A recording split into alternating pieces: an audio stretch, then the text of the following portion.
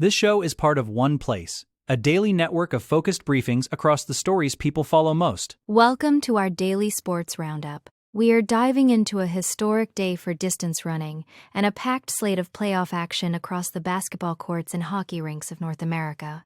Sebastian Sawe shatters the 2-hour marathon barrier in London. Vegas survives a 3-goal collapse to win in overtime. Nikola Jokic sparks a Nuggets comeback with a triple-double. The Thunder sweep Phoenix to reach the second round.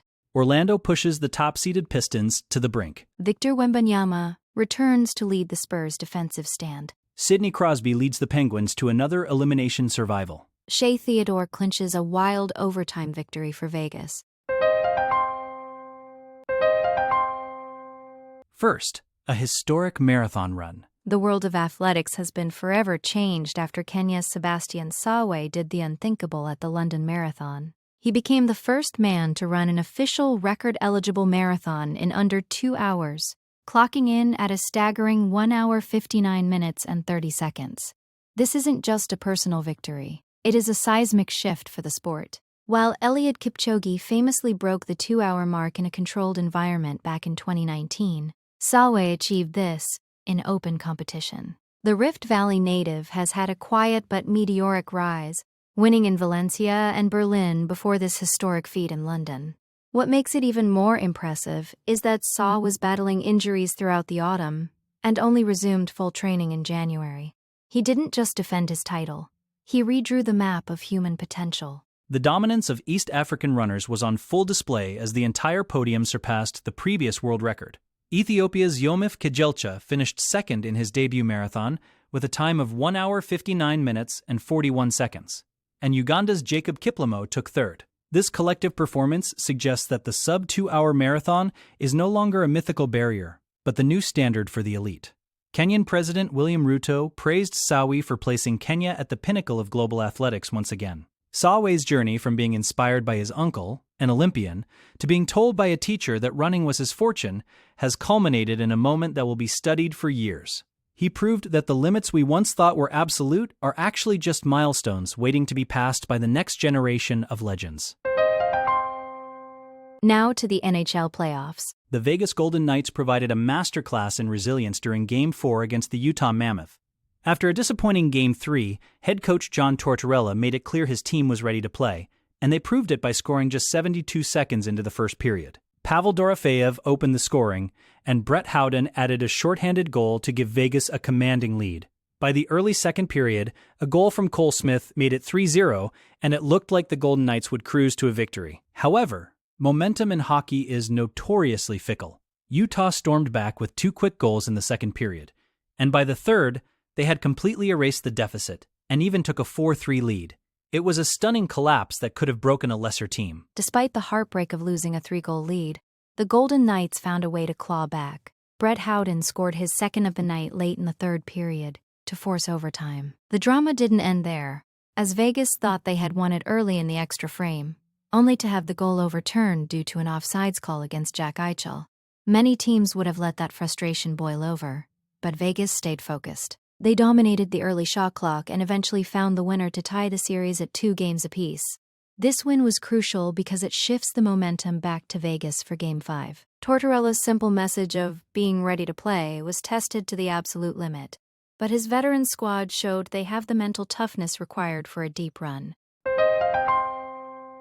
Next, the NBA's reigning MVP. Nikola Jokic reminded everyone why he is a 3-time MVP by leading the Denver Nuggets to a vital 125-113 victory over the Minnesota Timberwolves. Facing elimination and trailing 3-1 in the series, the Nuggets needed a hero, and Jokic delivered a massive 27-point, 12-rebound, and 16-assist triple-double. For the first 4 games, Rudy Gobert had been praised for his defensive work on Jokic, but in Game 5, the Joker was simply unstoppable. He was more aggressive from the opening tip, which opened up opportunities for teammates like Cam Johnson and Spencer Jones.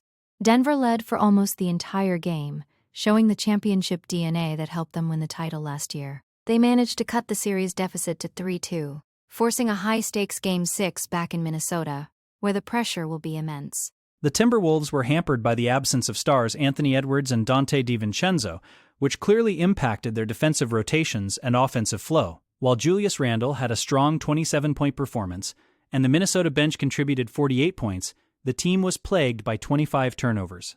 Jaden McDaniels and the rest of the squad expressed confidence about closing it out at home, but they are now facing a Denver team that has a history of coming back from 3-1 deficits. The Nuggets famously did it twice in the 2020 bubble, and that experience is invaluable in these moments. Minnesota still has the advantage, but they cannot afford another sloppy performance if they want to avoid a winner-take-all Game 7 back in Denver. The momentum has shifted, and the defending champs are officially back in the fight. Moving to more NBA action. While the Nuggets were fighting for survival, the Oklahoma City Thunder were busy completing a dominant sweep of the Phoenix Suns.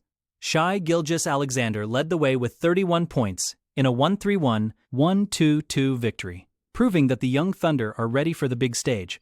They showed incredible chemistry, with Gilgeous-Alexander emphasizing that their lack of selfishness is the key to their success. Meanwhile, in the Eastern Conference, the Orlando Magic continued their surprising run by defeating the top-seeded Detroit Pistons 9-4-8-8.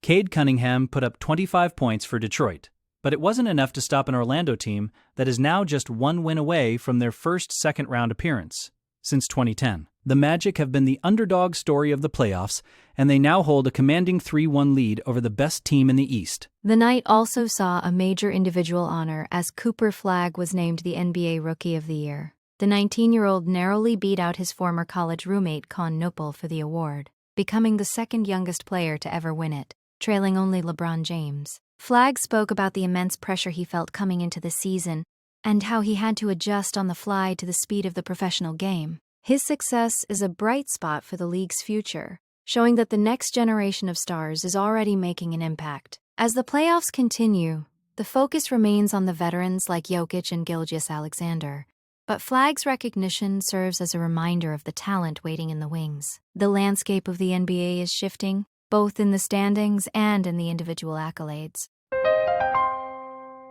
Now, the Magic's historic push. The Orlando Magic are on the verge of making history, as they lead the Detroit Pistons 3-1. If they can close out the series, they will become only the 7th number 8 seed to ever defeat a number 1 seed in NBA history. Desmond Bane was the star of Game 4, scoring 22 points, while Franz Wagner added 19. Coach Jamal Mosley is keeping his team grounded, noting that while they have the advantage, it means nothing until they secure that 4th win. The Magic's journey has been grueling, starting with an elimination game in the play-in tournament, but they have shown a level of grit that the Pistons haven't been able to match. Detroit now faces the daunting task of winning 3 straight games to avoid a historic first-round exit. That would be a massive disappointment for the top seed. In the Western Conference, the Thunder's sweep of the Suns was a statement of intent. They shot 50% from beyond the arc, with Chet Holmgren and Isaiah Hartenstein dominating the glass. Phoenix, on the other hand, is now on a 10-game playoff losing streak, dating back to last year, raising serious questions about their roster construction. The Thunder will now wait for the winner of the Lakers and Rockets series, where Los Angeles currently holds a 3-1 lead. Oklahoma City's efficiency and depth make them a terrifying opponent for whoever advances. Back in Denver, the Nuggets' win over the Timberwolves was described as chippy, reflecting the high stakes. With Jokic finding his rhythm and Jamal Murray contributing 24 points, the Nuggets have reminded the league that the road to the championship still goes through Colorado, even if they started the series on the back foot. Next, the Spurs and Blazers. The San Antonio Spurs are heading into Game 5 with a chance to reach the second round for the first time since 2017. A major factor in their recent success has been the return of Victor Wembanyama, who cleared concussion protocol just in time for Game 4. His impact was immediate and profound. He recorded 27 points, 12 rebounds, and a staggering 7 blocks. His defensive presence completely altered the Blazers' offensive strategy, holding them to just 93 points. While De'Aaron Fox actually led the Spurs in scoring with 28 points, it was Wembanyama's ability to protect the rim that defined the game. The Blazers now face a nearly impossible task, as historically, less than 5% of teams have ever come back from a 3-1 deficit in the NBA playoffs.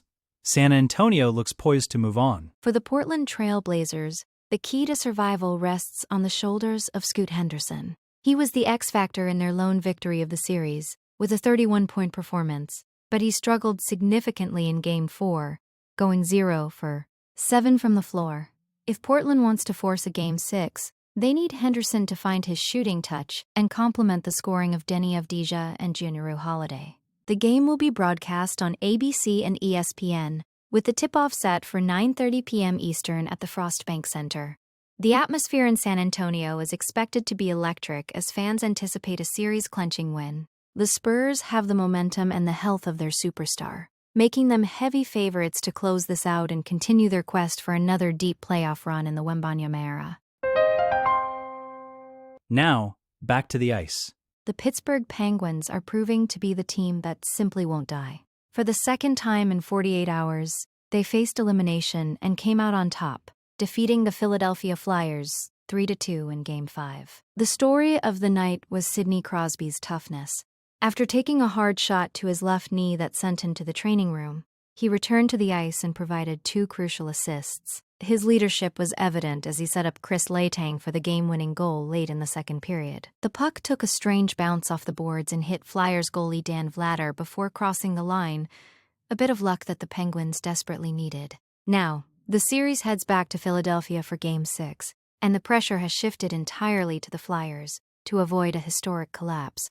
Philadelphia originally held a 3-0 lead in this series, and they are now in danger of becoming just the 5th team in NHL history to blow such a lead. They showed some life in Game 5, rallying from a 2-0 deficit to tie the game thanks to goals from Alex Bump and Travis Sanheim. However, they couldn't find an answer after Letang's go-ahead goal. Meanwhile, the Golden Knights and Mammoth series is also heating up after Shea Theodore's overtime heroics. Vegas blew a 3-goal lead, but managed to win 5-4 in the extra period. This series is now tied at 2 games apiece, with Game 5 scheduled for Wednesday in Las Vegas. Both the Penguins and the Golden Knights have shown incredible resolve, turning what looked like certain defeats into opportunities to reclaim control of their respective playoff destinies. Finally, the Vegas overtime thriller. The Vegas Golden Knights' victory over the Utah Mammoth was a roller coaster of emotions. After seeing a potential game-winning goal by Pavel Dorofeyev overturned for offsides, the team had to reset and go again. The review was lengthy and could have easily deflated their energy, especially after they had already squandered a 3-0 lead earlier in the game. But Jack Eichel, who was the one ruled offsides, made up for the mistake by assisting on the actual game winner. Shea Theodore blasted a snapshot from the high slot with less than a minute left in the first overtime period. He took advantage of Utah goalie Karel Vejmelka losing his stick in the chaos. It was a gritty, hard-fought goal that perfectly encapsulated the back-and-forth nature of this series, which is now a best-of-3 heading back to Nevada. The Mammoth showed incredible heart by scoring 4 straight goals to take a lead in the third period, led by Clayton Keller.